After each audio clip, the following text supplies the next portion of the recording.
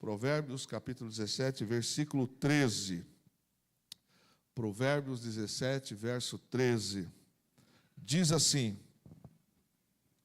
quem retribui o bem com o mal, jamais deixará de ter mal no seu lar. Eu vou repetir. Quem retribui o bem com o mal, jamais deixará de ter mal no seu lar. Olha bem, querido, eu não tinha muita necessidade de comentar, mas retribuir bondade, gestos de gentileza, para com quem nos traz esses atos de bondade e gentileza, a gente dá o mal. Aqui é uma declaração do Senhor, que é para esperar que na sua casa vai chegar a consequência do mal que você pagou. Então, você já conhece histórias de pessoas na vida que recebem o bem, que fazem o bem e têm memória curta e pagam com o mal. Eu costumo pensar, irmãos, que o pior dos defeitos, entre tantos que o homem tem no seu comportamento, é a ingratidão. É quando você recebe bênçãos de alguém, e não tem a ver aqui com ser cristão só não. Isso aqui tem a ver com princípios para a vida. Por isso que a série desse estudo, nós estamos falando, eu escolhi ser feliz. Nem sempre as pessoas que a gente faz o bem para elas, elas vão retribuir com bondade. Provavelmente, em algumas situações, as pessoas vão pagar com maldade. Pastor, o que eu faço diante disso? Você continua mantendo a tua essência. Continua mantendo a imagem de Jesus no seu caráter. A imagem de Jesus na sua personalidade. Por quê? Porque tem gente, querido, que o próprio texto já diz que o Senhor é juiz, é Ele quem vai julgar. Poxa, eu fiz tanto bem para algumas pessoas, eu fiz tanto bem para fulano, e na hora que eu mais precisei, ela me pagou com o mal. Olha, você não é juiz, eu não sou juiz, mas aqui o texto está dizendo que pessoas que pagam a bondade que elas receberam com atitudes de maldade. Deixa eu dizer aqui sobre maldade. Aquele que pode abençoar e não abençoa, já peca. Está na palavra. Então, mas eu não fiz nenhum mal para ela. Você podia ter feito bem e não fez. Já pode preparar. Por quê? Porque é uma semente que você está plantando errado. E o texto está dizendo que ser ingrato, devolver maldade para quem nos deu o bem, é sinônimo assim, eu estou plantando ruindade e a minha casa vai colher ruindade.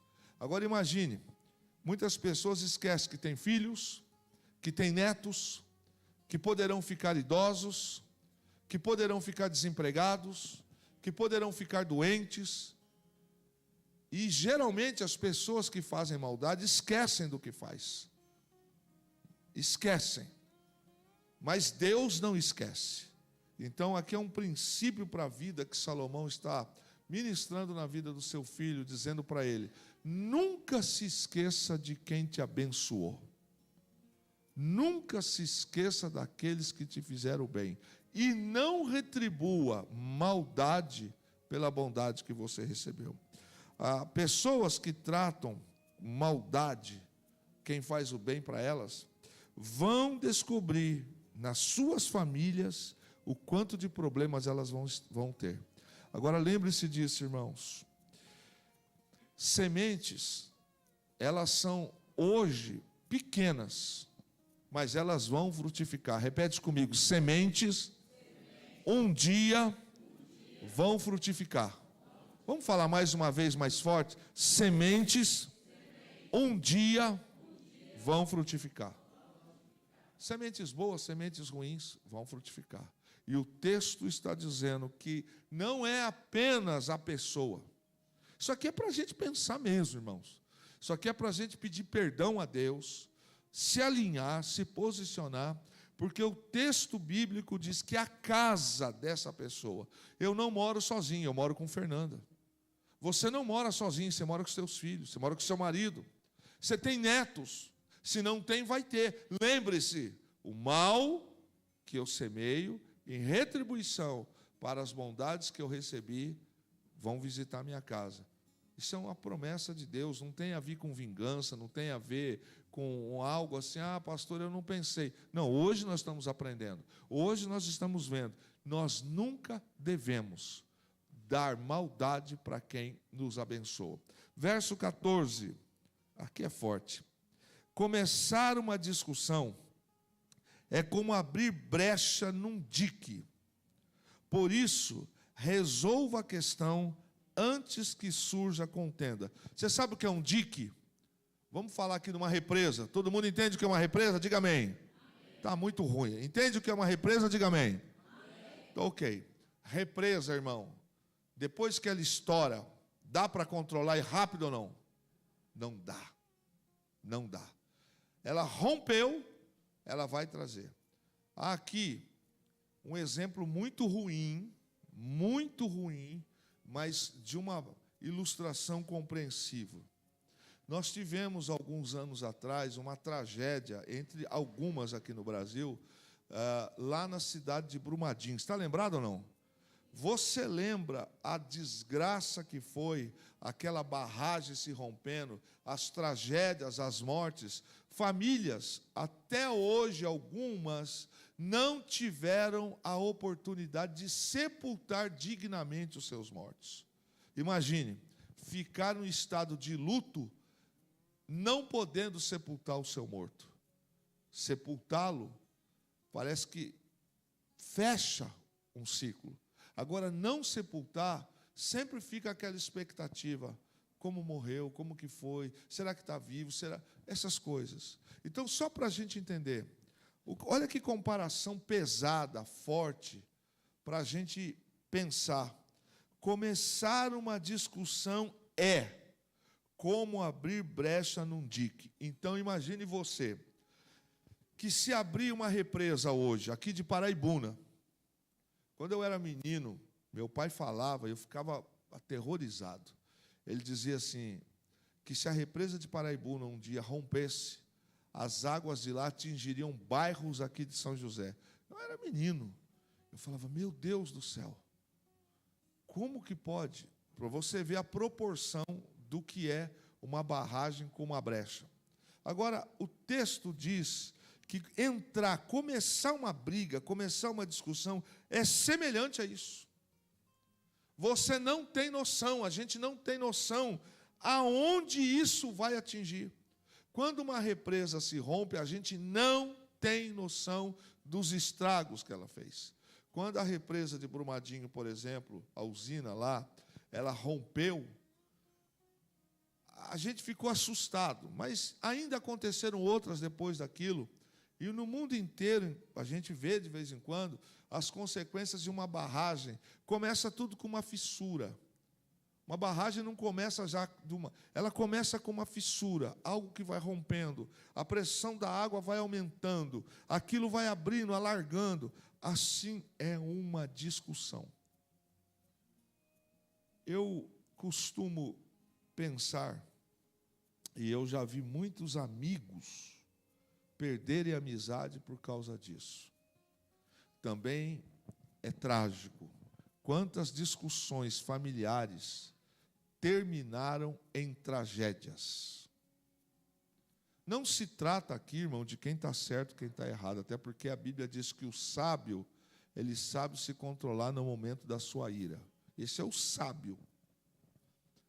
Quantas discussões você já deve ter visto, e os jornais sanguinários que vivem dessas coisas relatam, de discussão de pai e filho. Quantas tragédias já não deu ruim? Mas é um monte. Se naquele momento o filho se calasse, se naquele momento ele ficasse na dele, a coisa não teria caminhado. Existem guerras que a gente não deve trazer para a nossa vida. Nós devemos lutar as nossas guerras, mas não as guerras dos outros. Tem guerra que não era nem para a gente estar perto. Então, certas discussões, elas já têm um resultado. Vai dar ruim. Quer ver um exemplo? Festa com bebida. Geralmente, alguém excede na bebida. Alguém vai e fala o que não deve. Alguns mexem com a mulher dos outros, com a filha dos outros. E o texto diz que quando se começa uma discussão, é como uma brecha numa represa. A gente não sabe aonde isso vai dar. Mas o texto diz, por isso, ou seja, antes de você responder, antes de você tentar ser o certo da história, resolva a questão antes que surja a contenda. Esse é o retrato de quando tem uma discussão e a gente não age com sabedoria. Então, por exemplo, trânsito. Para mim, isso é um perigo. Foi e é. Quando eu vejo pessoas fazendo coisas assim, propositais, irresponsáveis no trânsito, e já tivemos situações que as pessoas jogaram a gente para fora da pista, praticamente. Irmão, você tem noção aonde isso pode dar? Por isso, Salomão está dizendo, evite, porque se começar, vai dar ruim. Por exemplo, palavras que são proferidas numa discussão e não são retiradas. Você sabia que é uma lei da física que diz que as palavras, elas perpetuam no espaço? Então, quando alguém chama alguém, fala sobre algo de uma pessoa, isso vai reverberando. Olha as consequências. Quantas das vezes você fala algo no secreto para alguém e amanhã a cidade inteira está sabendo? Você fala, bom, mas não foi isso, não era dessa situação. Veja as consequências de quem não sabe se comportar, de quem não sabe se calar. Nem sempre, quando se cala, significa que você está errado. Pelo contrário, há momentos em que você, calado, você já está vencendo. Por quê? Porque você pode dar uma brecha para uma discussão que não tem fim. Então, por exemplo, uma briga de pai e filha, onde o pai se levanta a voz, o filho levanta a voz, a coisa vai indo, um passa, pega um tijolo, pega uma pedra. Olha onde isso vai chegar. Por isso, a palavra de Deus nos ensina. E tem mais. Aqui não está falando de quem está errado ou quem está certo. Só está dizendo o seguinte, resolva a questão antes que seja tarde. Já que uma vez proferiu, falou, aprenda a retirar. Mas deixa eu dizer uma coisa aqui para vocês esta noite. Todos estão me ouvindo bem? Sabia, irmãos, que um dos grandes defeitos da humanidade, e principalmente da geração atual, dos mais jovens, é saber se justificar e pedir desculpa? Sabia disso? Eles acham que falam o que querem, fazem o que querem e que não tem consequência. Olha aqui, há quantos anos atrás Salomão dá esta palavra para o seu filho. Resolva a questão antes que surja contenda. Não volta atrás. Não vou. O que você planta, você colhe. Começar uma discussão é como abrir uma brecha num dique. Por isso, resolva a questão antes que surja contenda. Não volto, não peço desculpa. Ofende o professor, ofende líder, ofende o pai, ofende a mãe, ofende o mais velho, ofende guarda de trânsito, ofende policial. Olha o que nós estamos estudando. Eu escolhi ser feliz. Então vamos lá. Brigar é como água derramada. Alguém consegue ajuntar a água na mesma quantidade e colocar o que se derramou na vasilha? Não tem. Sempre vão ficar respingos, sempre vai se perder quantidade. Por quê? Porque derramou. A briga não pode ser contida depois que ela começa. O que o texto está dizendo é que a sabedoria aqui está em represar a discórdia antes que ela seja tarde demais. Então tem coisas, olha como a Bíblia é poderosa na palavra. Sábio é aquele que sabe controlar-se no momento da sua ira. Não sei se você já teve um momento desses na vida, em que o desaforo veio tão grande, que você tinha tanta coisa para falar, mais ou menos assim: quem é você para falar isso? Mas naquele momento você se calou. Porque se você abrisse a sua boca naquele momento, o estrago na vida daquela pessoa ia ser tão grande, ela nem sabe do que você poupou ela. Nem sabe. Se não fosse a graça de Deus e a sabedoria de Deus, aonde poderia chegar essa discussão? Então, é interessante quando o texto nos diz que há sabedoria quando a gente represa. Porque na hora da discussão, meu irmão, eu costumo dizer que discussão entre homens não dá certo. Não dá certo. Porque isso pode terminar em briga, vias de fato e em tragédias da vida. Agora, às vezes, você pode ser provocado por uma discussão. Então, aquela frase que se diz: eu não seguro o que eu tenho que falar, eu falo mesmo, para não usar um sinônimo aqui, um adjetivo, melhor dizendo, não é sinônimo de inteligência quem fala o que pensa. Quem fala o que pensa não tem sabedoria. Porque se ele fala o que ele quer, imagine se ele está disposto a ouvir coisas que ele nunca parou para pensar sobre ele. Na educação que a gente dá para os nossos filhos, a gente sempre diz: aprenda a respeitar a autoridade. Se você não respeita aqui, a rua ensina. E geralmente quem é desonroso em casa, a rua vai pegar ele, vai pegar ela. Então o texto está nos dizendo que nós devemos, diante de uma situação, fecha, para, porque quando a coisa começa numa briga, é difícil terminar bem. E o texto está nos dizendo que, às vezes, irmãos, uma fissura vem por uma palavra mal colocada, uma palavra mal explicada.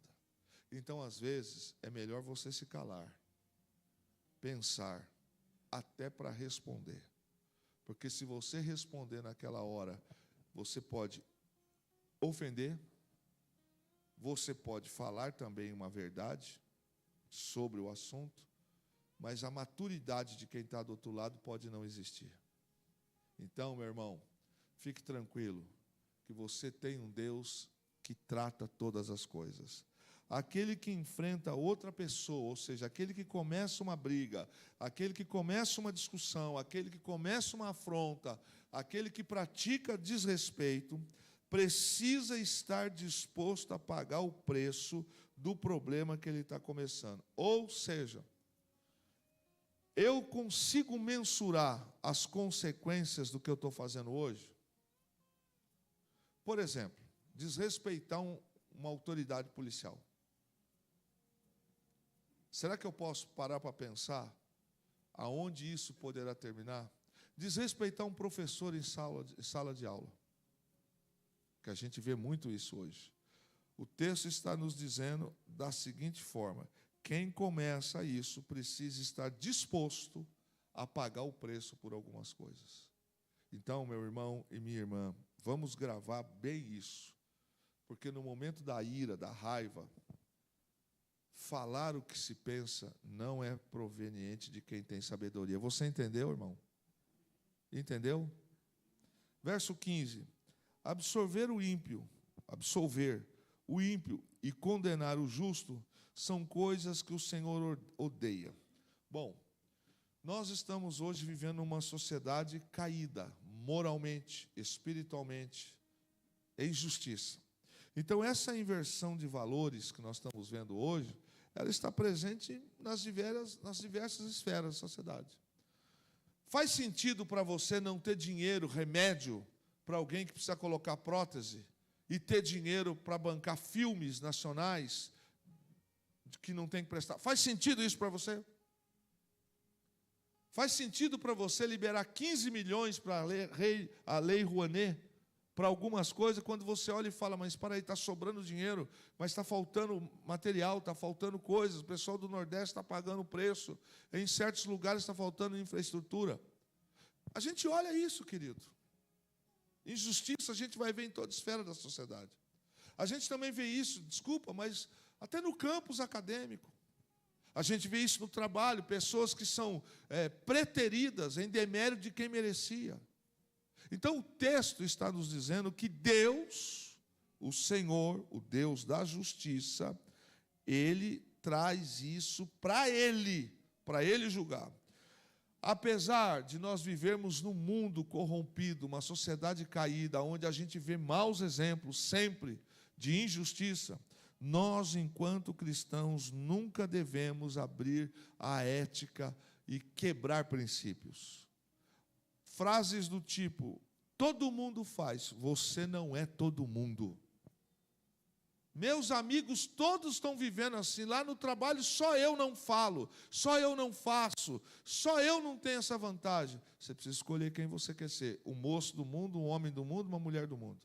Por isso, querido, a injustiça, ela não está ligada como uma das etapas que leva alguém para o céu. Pelo contrário, a injustiça atrai da parte de Deus o agir de Deus em relação à injustiça. Nós não podemos também, isso aqui é uma coisa que eu vejo às vezes, até aqui dentro da igreja, é a neutralidade. Como alguns de vocês têm dificuldade de se posicionar diante de erro. Vocês sabem às vezes que a pessoa está errada, aquilo não é certo, mas a gente não emite opinião, ou o que é pior, a gente passa a ficar neutro. É a mesma coisa. Você está vendo que fulano está fazendo um comentário negativo contra um líder. Eu faço de conta, eu sei que ela está errada, eu sei que aquilo não é verdade, eu sei que aquilo não procede, mas eu fico neutro. Porque eu não quero me indispor com ela. Porque eu não quero me dispor com ele. Então eu faço a política da boa vizinhança, sabe como? Eu faço de conta que não estou vendo nada. Então eu aceito uma injustiça, eu aceito uma desonra contra o nome ou a vida de alguém e eu fico neutro. Veja o que a palavra de Deus fala. Deus é o Deus da justiça e detesta aqueles que a pervertem. Ou seja, a partir do momento em que eu sou um cristão e eu estou ciente que aquilo que está acontecendo é algo errado, é mentiroso, não cabe para mim ficar calado. Para aí, o que você está dizendo não é verdade, querido. Eu conheço essa história, eu conheço essa situação, isso não procede. Isso vale àqueles que declaram inocência aos culpados e àqueles que declaram culpa para os inocentes. Deus odeia ver os justos sendo considerados, tratados como pessoas injustas. Há um julgamento de Deus, a palavra diz isso, que o Senhor vai trazer Ele mesmo a justiça sobre isso. E nós precisamos sempre nos posicionar levando em conta a palavra de Deus. Olha, um amigo que é amigo, ele não pode ver o amigo errando e ficar calado. Não pode, porque ele não é amigo. Se ele for amigo, ele vai dizer, vai no particular, vai conversar, mas ele vai dizer, isso aqui que você está fazendo, isso aqui não está certo. Eu não posso, como cristão, trazendo na minha vida, como a palavra de Deus como base, eu não posso ficar calado e eu não posso deixar de me posicionar diante de coisas erradas que são injustas. Então, por exemplo, eu vejo que uma determinada situação, a criança foi lá, empurrou a outra, a criança caiu, bateu a boca, machucou, cortou os lábios, e aí eu vi que aconteceu, mas eu não quero... Aí quando a mãe da criança chega, eu fico quieto. Eu não vou falar nem de um, nem falar de outro, porque eu não quero briga com a irmã Terezinha. Eu não quero posição com a irmã Terezinha. Eu estou praticando um ato de injustiça, porque eu não estou sendo correto. Ah, mas a pessoa pode virar a cara para mim. Meu irmão, você está mostrando muito bem quem é o seu pai na cobertura espiritual. quando você se posiciona e se cala diante de algo errado, da neutralidade, a Bíblia está dizendo que o Senhor trará isso para julgamento dele. Lembrando que, fazendo analogia ao versículo 13, o Senhor, e ao 14, visita a casa daqueles que fazem, recebendo o bem, pagam com o mal. Se você fizer um apanhado sobre esse texto, como é que Deus agiria, então, quando eu me calo diante de uma injustiça para ter algum tipo de vantagem? Se eu falar isso, a Eliane não conversa mais comigo. Se eu fizer isso, o Alex não vai mais me dar paz do Senhor. Se eu fizer isso, a minha amizade com fulano vai acabar. Meu irmão, você precisa entender a quem você quer servir. Josué disse assim: até quando vocês vão cochear entre dois senhores? Até quando? Nós precisamos nos posicionar. Verso 16: de que serviria o preço na mão do tolo para comprar sabedoria, visto que ele não tem entendimento? Então, queridos, é simples, 2 pontos para a gente falar isso aqui. Você já percebeu que com o tolo não adianta falar? Já falou com gente tola? Você diz para ele assim: não vá por esse caminho, vá lá, conserta essa situação. Eu não vou. Ah, meu irmão, minha irmã, se eu pudesse voltar atrás de alguns erros que eu cometi na minha juventude, eu seria um homem mais próspero hoje. Eu teria dado alguns passos melhores na minha vida. Mas existe gente tola. Por isso que discutir com o tolo, você se torna pior do que o tolo. O tolo, ele não tem projeção. O tolo, ele não tem ascensão. Sabe qual é o momento que o tolo tem ascensão? Quando ele vai discutir com o sábio. Os 5 minutos da fama dele, ele acabou de ganhar. Você acabou de dar 5 minutos da fama para ele. A sua tolice não merecia atenção. Quando você para ficar discutindo com um tolo que não quer aprender, meu irmão, é como dar pérolas aos porcos. É desperdiçar tempo. Nós não devemos descer desse nível, porque você pode estar dando para o tolo o que ele não deveria de receber. O quê? 2, 3 minutos de fama. Às vezes, eu não sei você já viu que tem gente que pega algumas enquetes não, você já viu gente que posta uns negócios na internet, as pessoas vão lá e ficam dando a opinião dela, fazendo o comentário dela. Meu irmão, foca naquilo que te leva para crescer. Isso é cabeça de gente pequena, para não dizer gentinha. Isso é cabeça de gente que não tem objetivo na vida. Às vezes eu fico vendo algumas situações. O camarada mora lá onde o Judas perdeu a meia, não tem a janta, mas ele quer dar opinião, ele quer meter o pau, ele pega um declaração. Quem é você?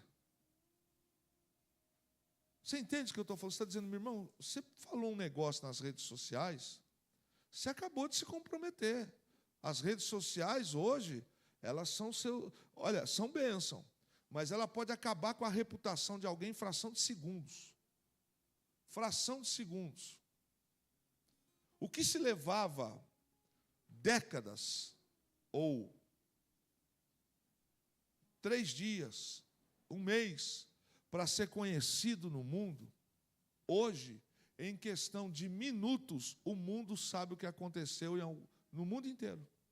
Estoura uma guerra hoje, estamos sabendo aqui. Vai não sei o quê, estamos sabendo aqui.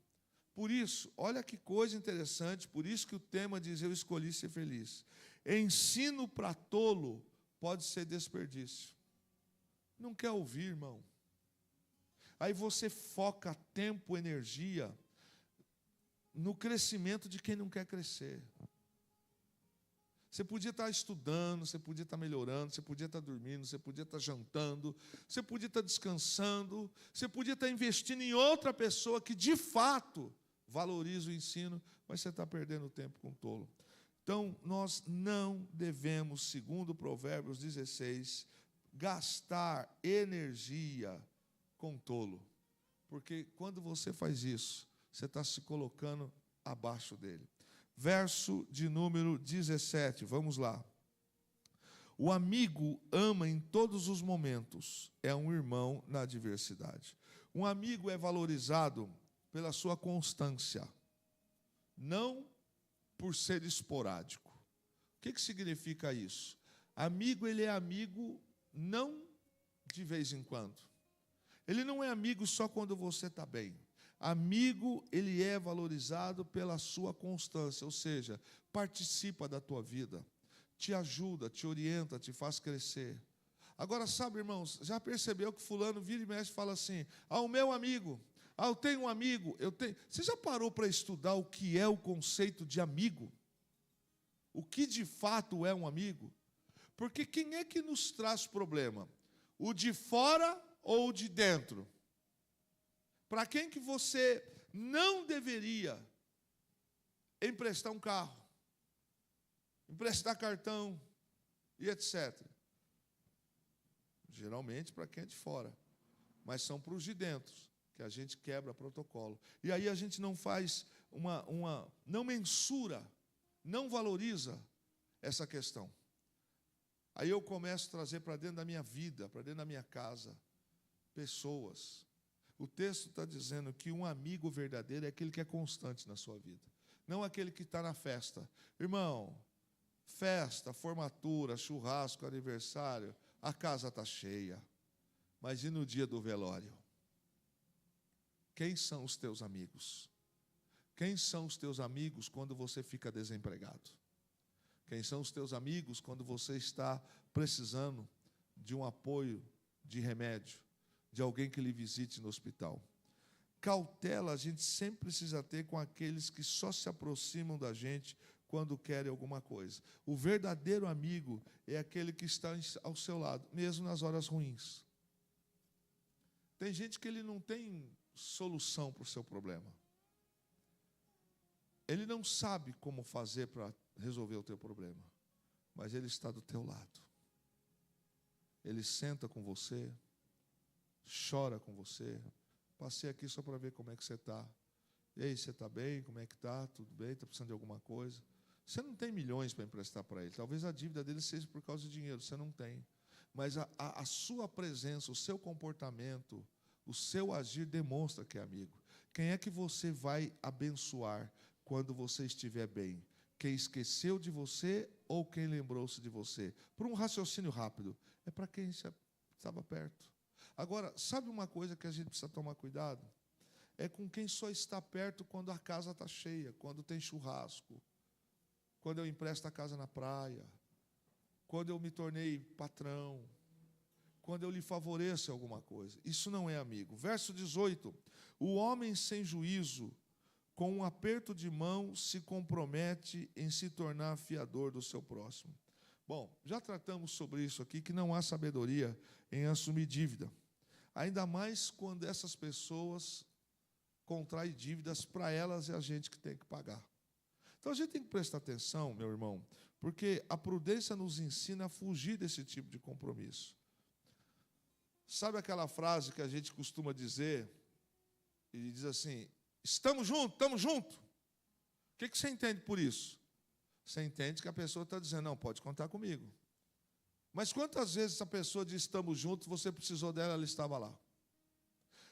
Contrair dívidas, eu tenho dito para algumas pessoas, quando você pensar em agir dessa maneira com alguém, na condição de assumir dívida dela, ponha na sua conta o seguinte detalhe, se ele não pagar a dívida, eu vou ter como pagar e não comprometer minha casa?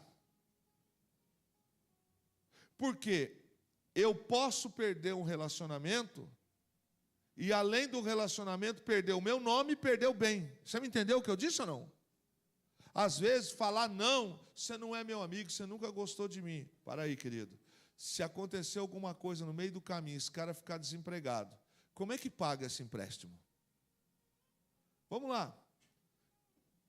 Não precisa levantar a mão para mim. Quem aqui vai se lembrar de cheque que você emprestou? financiou carro e casa no nome seu para os outros, comprou coisas no seu nome para os outros, e as pessoas viraram a cara, não pagaram a dívida, adivinha quem pagou? Então, antes de você assumir um compromisso financeiro, uma dívida num contrato com alguém, é como você pegar a chave do carro e emprestar para alguém. Deixa eu te contar um exemplo aqui. Eu conheci duas pessoas e éramos colegas de trabalho. Um não fazia parte do meio, mas fazia parte do ambiente. E ele tinha um carro, na época. Quem se lembra do Opala Diplomata 4 portas? Era tudo que a gente queria. Era o carro do patrão. Era para surpreender, era o carro. O meu amigo gostava de Opala. E o sonho dele era ter um Opala Diplomata. E ele conseguiu comprar um Opala Diplomata. Irmão, ele chegava chegando.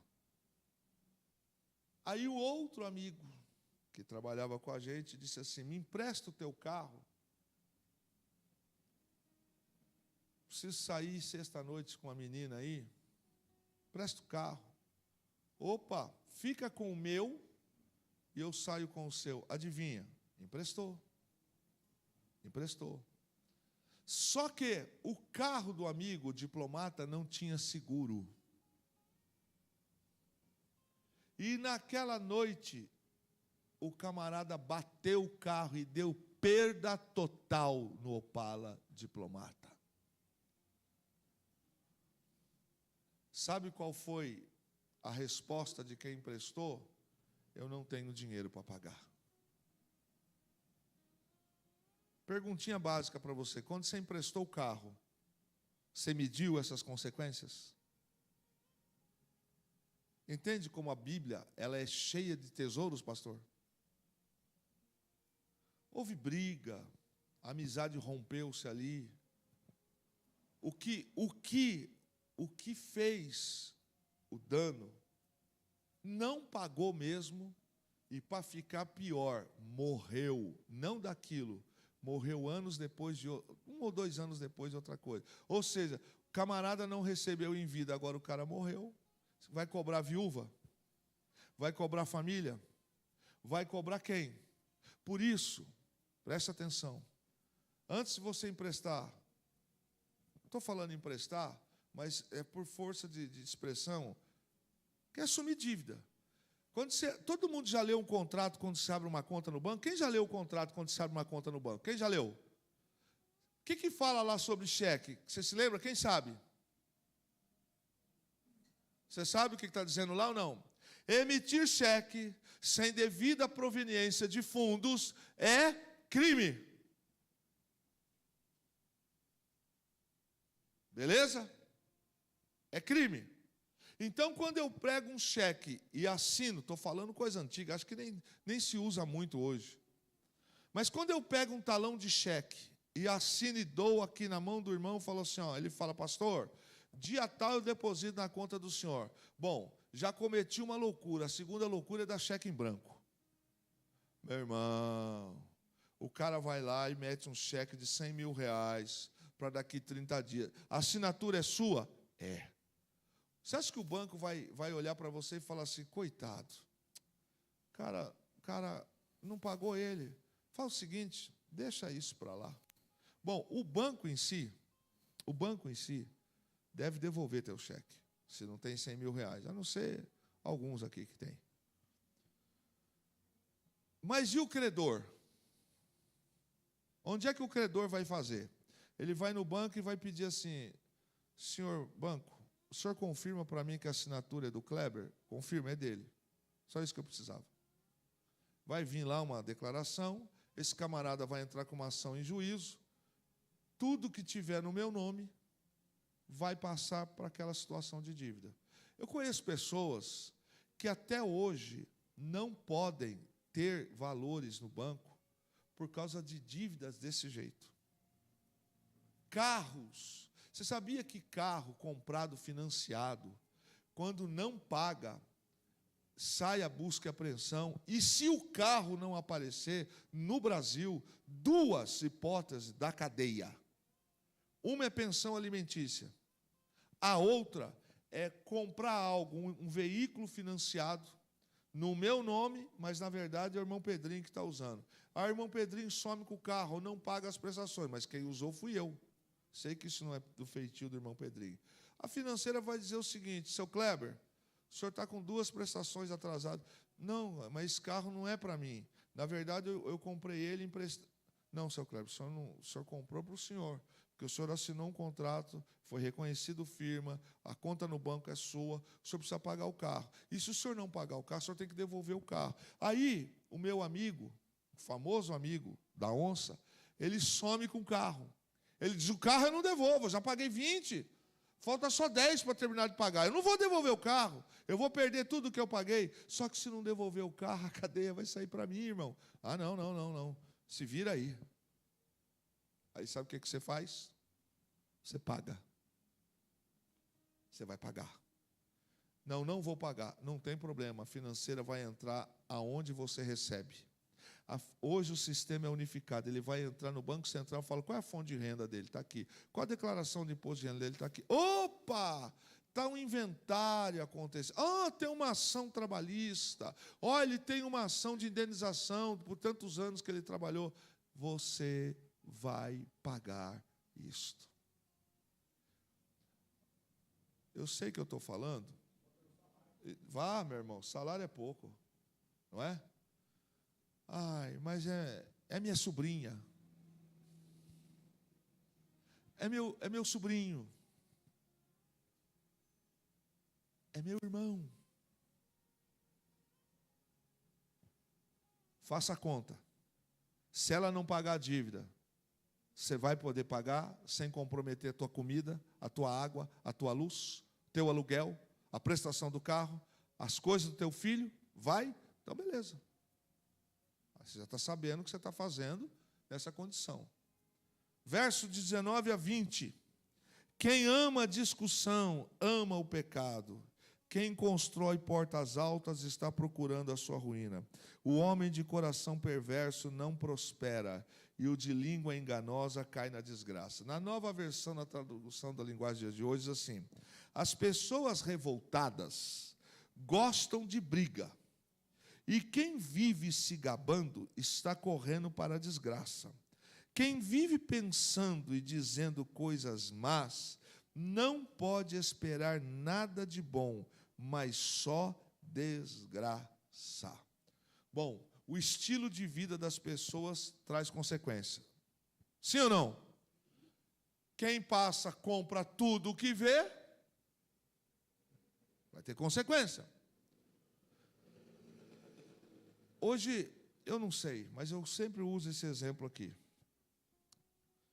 O iPhone da vida. Eu vou lá e compro o último iPhone da vida, seja o penúltimo, etc. e tal.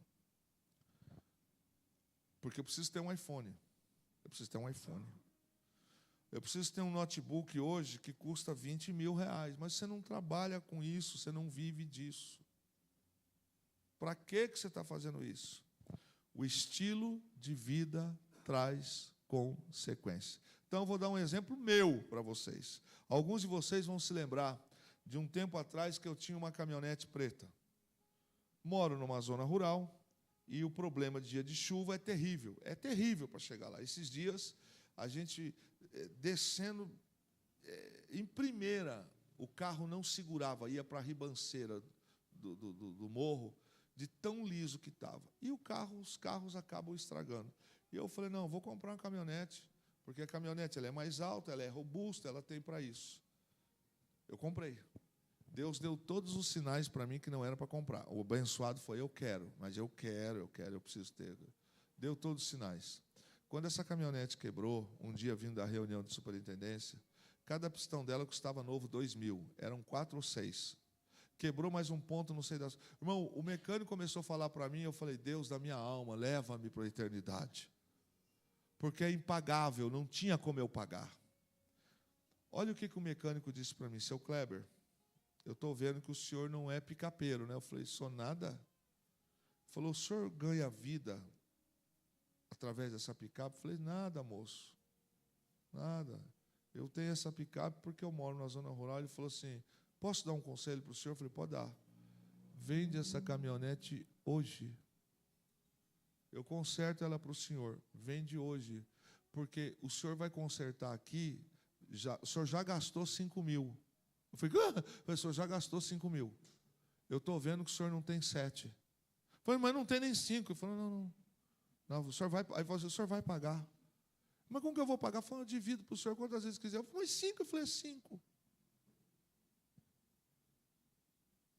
O estilo de vida das pessoas gera consequência. Frases do tipo, eu não uso esse tênis. Se não usar tênis tal, não serve. Beleza. Mora no tênis.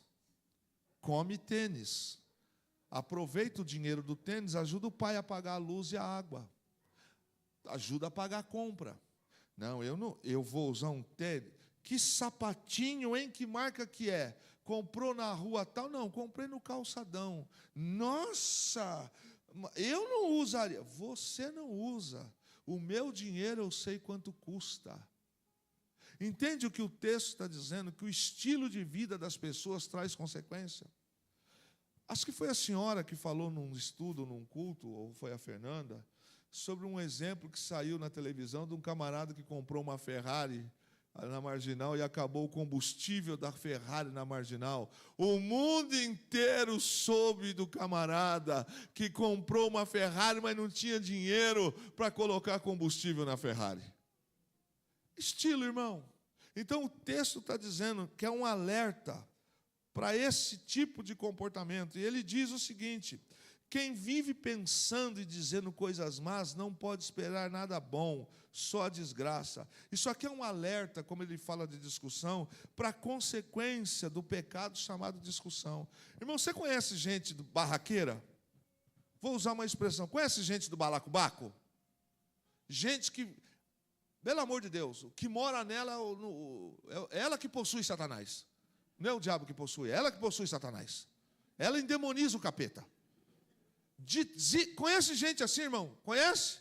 Quem conhece? Levanta a mão, não precisa falar o nome dessa pessoa, não.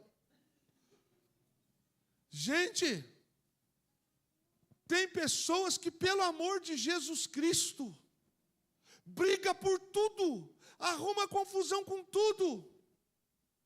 Sabe o que é tudo? Tudo é tudo. É um alerta para a consequência de gente que só gosta de arrumar discussão. Gente que só gosta de arrumar discussão precisa entender. Quem vive pensando e dizendo coisas más, não pode esperar nada de bom, mas só desgraça. Quem está constantemente nesse comportamento de discussão, eu não aceito, que eu não concordo, que eu não falo, que... Irmão, o que você pensa? Como que você age com uma pessoa dessa? Qual é o natural? Valeu, tranquilo. Certo, perfeito. Tem gente que briga. Deixa eu dizer uma coisa para você, irmão. É um alerta.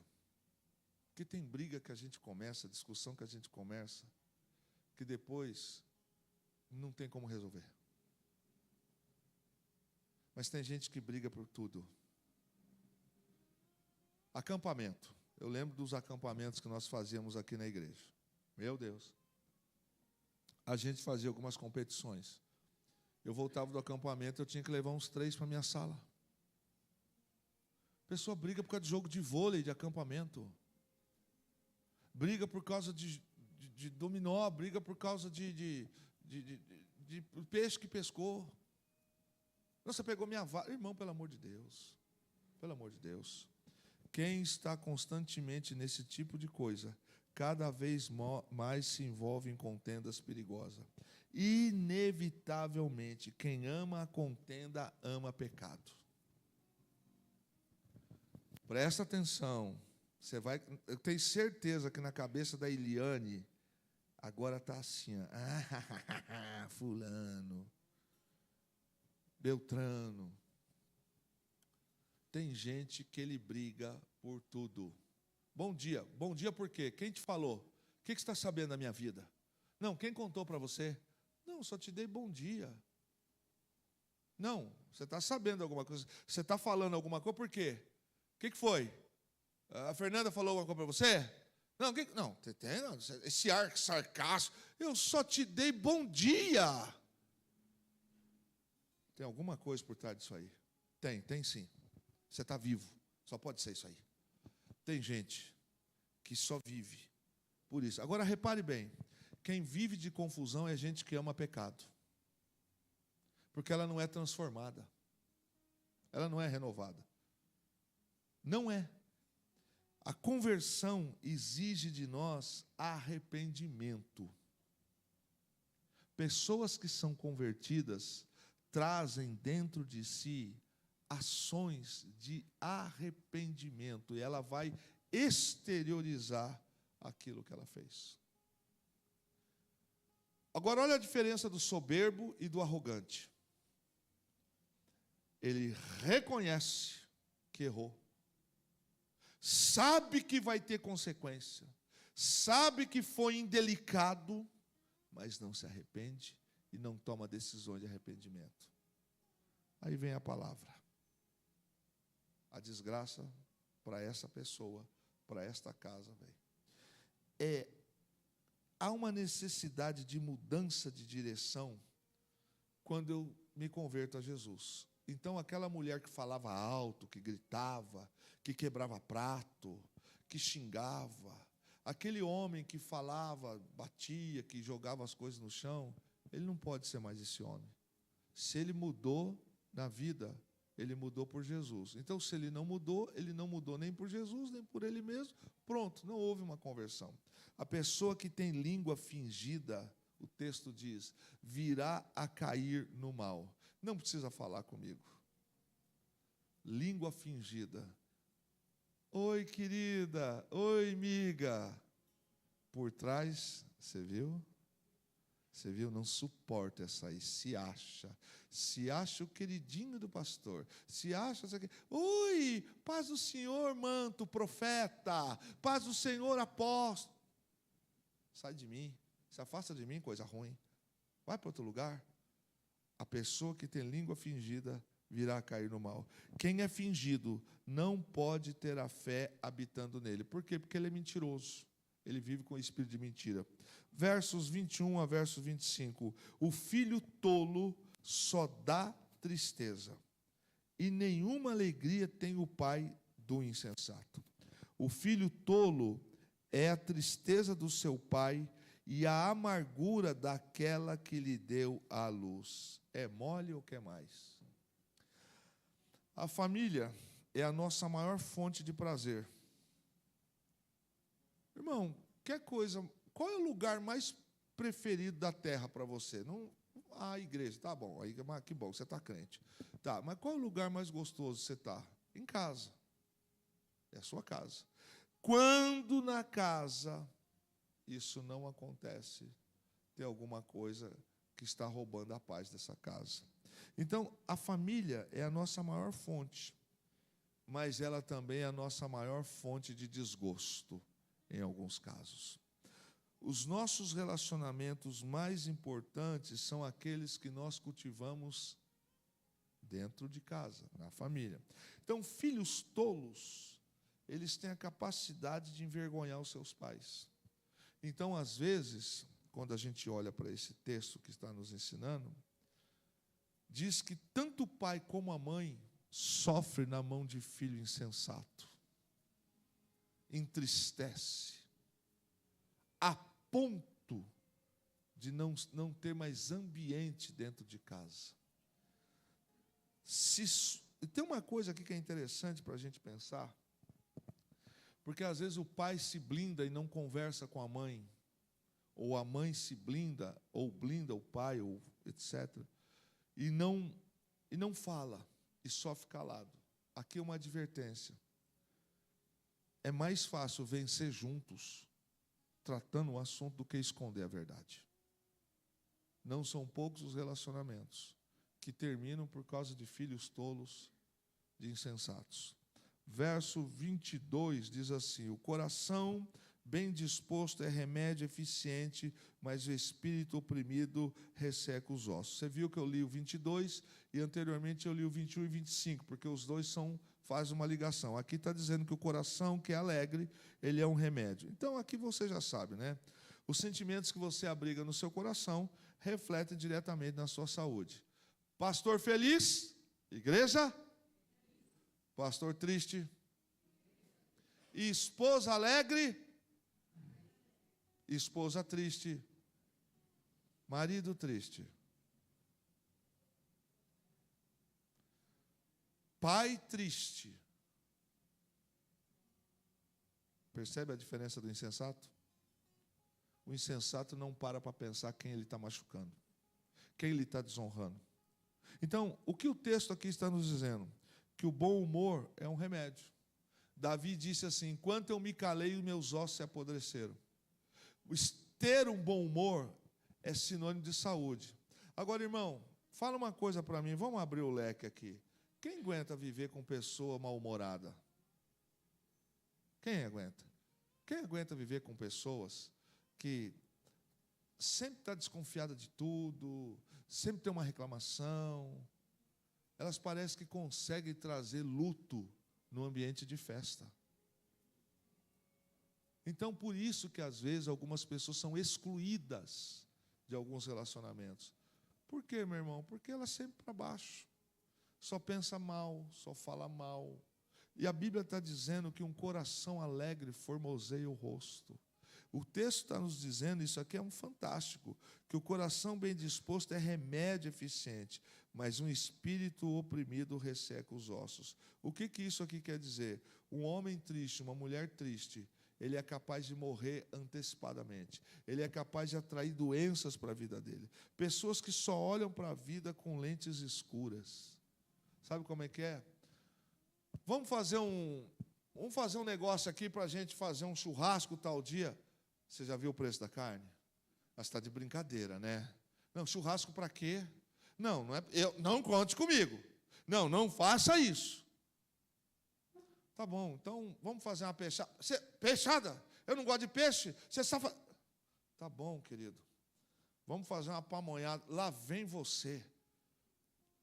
Vamos fazer um passeio, então? Vamos fazer um bate-volta? Vamos lá no mercado municipal de São Paulo. Vamos pegar uns 4, 5 carros aqui. Vamos pegar um sábado de manhã cedinho. Vamos passear por lá. Vamos comer um pão com mortadela daqueles que tem lá. Eu não tenho dinheiro, hein? Não vou. Não fale comigo. Não. Irmão, espírito assim murcha a vida. Amanhã a gente gasta 3 vezes mais com remédio e não viveu aquilo que deveria de viver. Pessoas assim só olham para a vida com desconfiança. Nunca vão conseguir desfrutar de uma vida plena. Não tem casamento feliz. Não tem relacionamento no trabalho. Não tem, irmãos, ela não consegue ser amigo de vizinhos. Precisa ser amigo, relacionamento. Bom dia, como vai? Tudo bem? Você já reparou? Não sei se você reparou, a Fernanda sabe do que eu vou falar agora. Irmãos, foi esses dias, né, Fê, que a gente foi no lugar, eu cheguei e falei assim, bom dia, a pessoa ficou assim para mim, ó. Aí eu também não perco a oportunidade. Falei, vai morrer nesse emprego. Vai morrer atrás desse balcão. Porque pode ser a chance da vida dela. A educação não tem a ver com a função que eu ocupo. Você vai no mercado, vai no açougue, você vai num posto de saúde, você vai no hospital, você vai numa farmácia, você fala boa tarde, a pessoa fala, o que você quer? Vim comprar pão na farmácia, acho que é isso que vende aqui. Mas olha bem, espírito amargo. Quantas pessoas, ao tratar bem a outra, pode estar diante do maior empresário que fala, quero esse cara para trabalhar comigo. Quero você, pela sua alegria, pelo seu contágio. O cara pode não ser bom de astronomia, bom de física, bom de geografia, mas eu quero esse cara para ser o recepcionista. Ele sabe tratar tão bem as pessoas. Irmãos, eu conheço pessoas, já conheci pessoas, você também já, que quando a gente nunca faria ideia do que elas tinham de doença, de problemas que elas tinham em casa. Quando elas contaram que tem um filho que não anda, que tem uma criança com câncer em casa, que o marido está numa cama, você fala, como assim? Eu nunca vi essa pessoa de mau humor, nunca vi essa pessoa cabeça baixa. Você fala, não é possível. O texto está nos dizendo que o espírito entristecido, o espírito amarrado, ele vai trazer doença para a vida. Vamos treinar? Para quê? Para que eu vou treinar? Eu sou assim mesmo. Vamos para o cinema? Não, não quero. Vamos para o teatro? Não, não vão. Vamos pescar? Não, não vão. Vamos para a praia? Não, não vão. Vamos para onde, então? Vamos ficar aqui em casa. Aqui em casa. Aqui em casa é mais gostoso. Lavar roupa, ficar limpando o quintal, não é? Aos que gostam, naquela TV, canal de TV, que eu estou cansado de visitar um lar, e Satanás está lá, é crente, mas está lá adorando a TV bobo, né? E está lá. Aquilo é gostoso. Aquilo é gostoso. Pessoas assim nunca vão desfrutar de uma vida plena. Conheço pessoas que são casadas há 20 anos, 30 anos, e disseram que nunca tiveram uma viagem de aniversário de casamento, terceira lua de mel, quinta, 15ª. Tem gente que a lua de mel dele não teve, foi lua de sal grosso.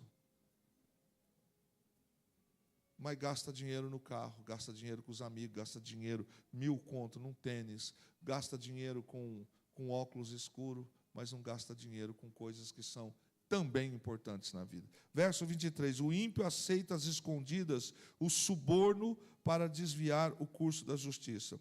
É a mesma coisa do versículo 8. O suborno é algo detestável diante de Deus. E isso deve ser para todos aqueles que carregam o nome do Senhor Jesus. Então, meu irmão, quem é filho de Deus não mente, quem é filho de Deus não aceita a coisa errada, quem é filho de Deus não compactua com aquilo que é errado. Verso de número 24, o homem de discernimento mantém a sabedoria em vista, mas os olhos do tolo perambulam até os confins da terra. Uma pessoa inteligente, ela não desperdiça seu tempo e a sua energia com coisas vãs. Ela não desperdiça, você é uma pessoa inteligente, pessoa de discernimento. Eu acho, assim, fora da realidade, as pessoas ficarem na frente de uma TV comentando sobre o capítulo da novela. Naquele momento, ninguém pode falar com ela. Filho não pode passar mal, marido não pode pedir, esposa, se bem que tem um homem noveleiro também, né? Pior que aquilo ali. Olha aqui, pessoa inteligente não desperdiça suas energias nem o seu tempo em coisas vãs. Irmãos, sabe aquelas discussões que não vão levar a lugar nenhum? Para quê? Vou te dar um exemplo. Irmã Cristiane, a senhora costura? Vende? Costura roupa para fora? Para que a senhora comprou um curso de costura se a senhora detesta costura e comprou uma máquina de costura industrial? Estava barato. O conto das panelas. Passei lá, estava fantástica aquelas panelas. Olha, aquela panela, os astronautas fazem pipoca nela lá. Você não gosta de fazer pipoca, irmão. Você não gosta de cozinhar. Por que você comprou? Estava barato. Matriculei numa faculdade para fazer direito. Mas eu nunca soube que você gostava de direito. Na verdade, eu não gosto. Eu vou ver o que vai dar. Como assim? Vamos ver o que vai dar. Pessoas de discernimento são pessoas que não gastam o seu tempo com aquilo que pode levar a lugar nenhum. Pessoas de discernimento são pessoas sábias, que são focadas no que realmente importa. Deixa eu dizer uma coisa para você. Eu admiro pessoas, por exemplo, que têm um dom, aptidão para cozinhar. Cozinha bem, é organizada. Foca nisso, irmão. Foca nisso. Busca capacitação nisso. Busca conhecimento nisso. Quem sabe amanhã você não está abrindo o seu restaurante, a sua rotisserie. Agora, não gosto de cozinhar, mas eu fico assistindo programa de cozinha, 2, 3 horas na frente. Gasta tempo com conversa furada. Gastar tempo com situações que não levam a lugar nenhum. É o que o texto está dizendo. Uma boa parte das pessoas gastam tempo e energia em coisas que não têm importância para a vida. Podia ter gastado os últimos 2 anos fazendo um curso técnico, mas ficou 2 anos na frente de uma TV, de um PlayStation, ficou 2 anos enfiado dentro de uma quadra, dentro de um campo de futebol e não estudou. Agora acordou para a vida e percebeu que está ficando maduro. E quem investiu em coisa certa está se formando aqui no ITA, está se formando numa universidade. Pessoas de discernimento são pessoas focadas.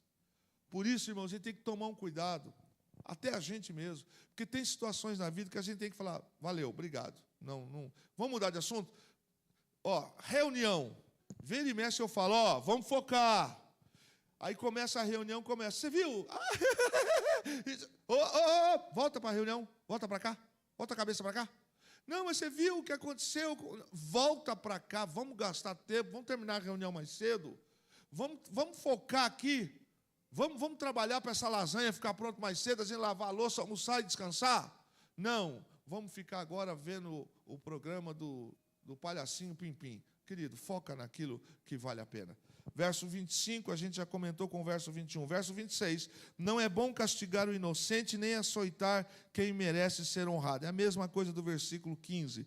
Quando a gente se levanta contra um justo, e a gente está conspirando contra a justiça de Deus. Pastor, isso aqui se aplica para quem? Independente de ser cristão ou não cristão. Quando a gente se levanta contra alguém que é justo, e eu estou sendo injusto, eu estou atraindo a ira divina na minha vida. Verso 27, quem tem conhecimento é comedido no falar, e quem tem entendimento é de espírito sereno. Bom, quem é sábio? É quem sabe controlar você mesmo. É quem sabe refrear a língua. E refrear a língua é uma das marcas de gente inteligente. Agora, olha que coisa. Até o insensato pode conquistar algum crédito por meio do silêncio. Tem horas em que eu fico assim, perdeu a chance, vou usar uma expressão aqui, de ficar calado, ou calar a boca. Fazer piada num velório. Nós estamos falando aqui, por exemplo, de ir para um templo novo, um espaço novo. O camarada vem falar comigo do Santos que caiu na 2ª divisão. Está querendo disciplina, né? 2 vezes. Sabe, irmãos, a pessoa não sabe. O texto está dizendo que até o insensato se torna sábio quando ele se cala diante de alguns assuntos. Tem gente que perde a chance de ficar calado. Tem gente que perde a chance de ser honrado lá na frente. É tão precipitado, é tão precipitada, que tomou uma decisão agora e não sabia do que o céu estava preparando, não sabia do que o pai estava preparando, do que o pastor estava preparando, do que o líder estava preparando. Por isso que até o insensato, quando ele se cala, ele parece sábio. Você pode perceber, pessoas desprovidas de sabedoria não perdem um minutinho. Está tratando um assunto da escola dominical, ela levanta um questionamento para falar de nada a ver. Nada a ver. Você está dando uma aula, está dando um curso de teologia, você está dando uma palestra, a pessoa levanta para ficar andando, falando coisas nada a ver. Você olha e fala assim, de que mundo essa criatura veio? Por isso o texto fala, quem não tem nada a acrescentar deve ficar calado. Verso 28, e caminhamos aqui para o fim. Diz assim, até o insensato passa por sábio quando fica quieto. E se contiver a língua, parece que tem discernimento. É a mesma coisa. Quem possui conhecimento sabe quando deve refrear suas palavras. Tem horas em que eu sei, mas ninguém me deu a oportunidade. Percebeu? Que tem gente que não sabe ficar calado. Ele se precipita. É um dos problemas que às vezes a gente não quer tratar, mas tem que tratar. Tomou uma decisão, tomou uma atitude antes de procurar saber. Agora já foi. Agora dizer para a pessoa, vai lá e fala para ela que não era assim. Ah, mas ela vai ficar chateada. Mas foi você que arrumou essa confusão. Você não ponderou antes das coisas. A hora para a gente falar e a hora para a gente ouvir. E é sábio, muitas das vezes, a gente ficar calado. Até porque, irmãos, muitas palavras não mudam um homem, nem as circunstâncias. Aliás, pode até agravá-la. Quando você está diante de uma situação em que algumas pessoas, você já sabe que você vai falar com elas e você já sabe qual é a resposta, o que você tem que fazer? O que você tem que fazer? Você vai discutir com gente assim? Vai discutir com gente assim? Não discuta, meu irmão. Não discuta. Você quer começar uma discussão? Você quer estragar a sua noite? Você quer estragar o aniversário?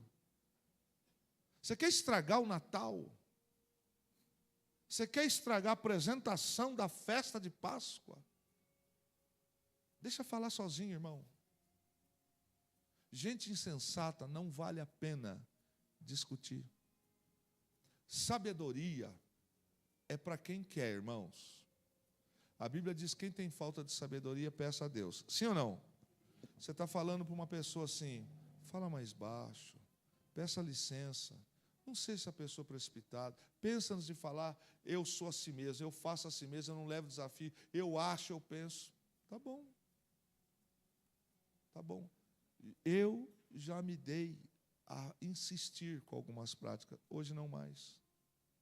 Porque se a pessoa não reconhece o pastoreio, por exemplo, para que eu vou gastar meu tempo com ela, irmão?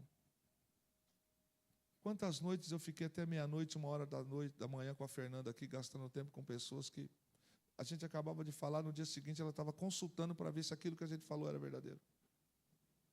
Abriu a vida, fez tudo isso. O tolo se passa por sábio quando ele se cala. Agora, tem momentos da vida, há situações que não é hora para falar. Porque se a gente falar, nós vamos botar para fora marimbondo, vamos botar para fora algumas verdades e alguns excessos e coisas que não era o que a gente queria falar, e o problema que era desse tamanho virou desse tamanho. Amém, querido?